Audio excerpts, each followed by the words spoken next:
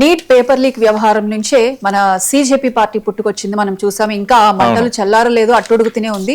ఇప్పుడు జార్ఖండ్ కూడా అదే పరిస్థితిలో ఉంది సార్. పేపర్ లీక్ వివాదంలో అట్టుడుగుతుంది జార్ఖండ్.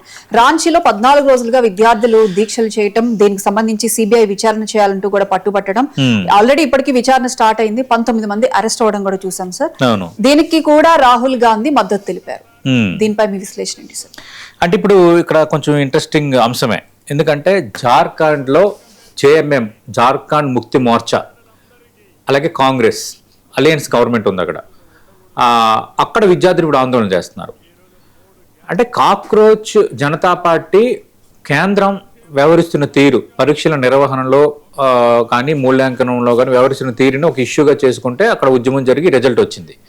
కానీ ఇప్పుడు అలాంటి ఇష్యూనే జార్ఖండ్లో స్టార్ట్ అయింది. జార్ఖండ్లో ఉన్న ప్రభుత్వం ఏంటి?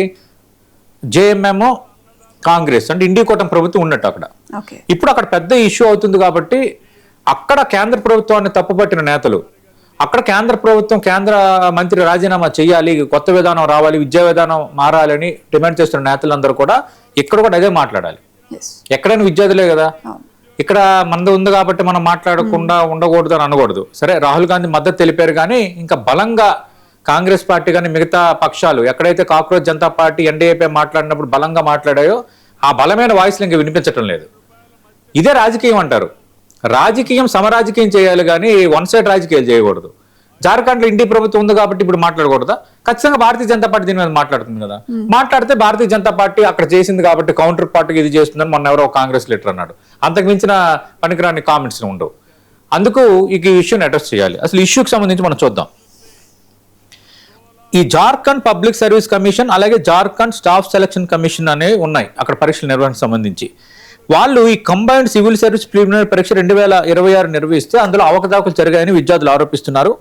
వాళ్ళ డిమాండ్ ఏంటంటే పరీక్షను రద్దు చేసి మళ్ళీ నిర్వహించాలి, మొత్తం నియామక ప్రక్రియపై సిబిఐ విచారణ జరపాలి. అలాగే ఈ staff selection, combined graduate level పరీక్ష, ఎక్సైజ్ కానిస్టేబుల్ పరీక్షల్లో ప్రశ్నపత్రాల లీక్, ఇతర అక్రమాలు జరిగాయన్నది ప్రధాన ఆరోపణగా కనిపిస్తోంది. ఈ నియామక పరీక్షల్లో అక్రమాలు, పేపర్ లీక్ ఆరోపణల నిరసనగా జూలై 25 నుంచి రాంచీలో విద్యార్థులు నిరవధిక దీక్షలు అయితే స్టార్ట్ చేశారు. దాదాపు మనం ఇప్పుడు తీసుకుంటే దాదాపు ఒక 10 రోజులు వరకు చేరుకుంది.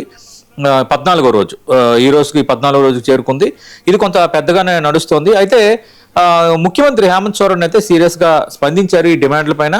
సమస్యను పరిష్కరించేందుకు ప్రభుత్వం కట్టుబడి ఉంది. చర్చల కోసం 5 సభ్యుల కమిటీని కూడా ఏర్పాటు చేశారు. సిఐడి విచారణ కూడా స్టార్ట్ అయింది. 19 మంది నిందితులను కూడా అరెస్ట్ చేశారు. అంటే ఒక యాక్షన్ అయితే స్టార్ట్ అయింది. రాహుల్ గాంధీ కూడా విద్యార్థుల ఉద్యమానికి మద్దతు తెలిపారు. భవిష్యత్తులో ఎవరు ఆటలాడకూడదు అన్నారు. కేంద్ర ప్రభుత్వమే కాదు, కాంగ్రెస్ భాగస్వామ్య ప్రభుత్వాలు కూడా ఇదే ప్రమాణాలు పాటించాలన్నారు. కొంత ఆ గుడ్ కాన్షియన్స్ ను రాహుల్ గాంధీ ప్రదర్శించినందుకు మనం హ్యాట్స్ ఆఫ్ చేయొచ్చు. ఇప్పుడు ఈ మహాగఠబంధన్ అధికారంలో ఉన్న నేపథ్యంలో కాంగ్రెస్, ఆర్జేడీలు భాగస్వామ్య పక్షాలుగా ఉన్నత పరీక్షల్లో ఇప్పుడు పరీక్షా వ్యవస్థలో సంస్కరణలు అవసరమని చెప్పడం అనేది ఇప్పుడు చర్చనీయాంశం అయింది. ఏదైనా జార్ఖండ్లో విద్యార్థుల సమస్య పోతుందో లేదో చూడాలి. ఈ పోరాటానికి ఆల్రెడీ కాక్రోచ్ జనతా పార్టీ కూడా మద్దతు తెలిపింది.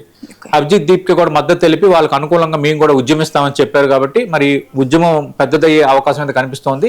అట్ ది సేమ్ టైం ప్రభుత్వం కూడా ఇనిషియేటివ్స్ తీసుకుంది. 19 మంది నిందితులను అరెస్ట్ చేసింది. సిఐడి విచారణ స్టార్ట్ అయింది. 5గురితో ఒక కమిటీ అయితే వేశారు.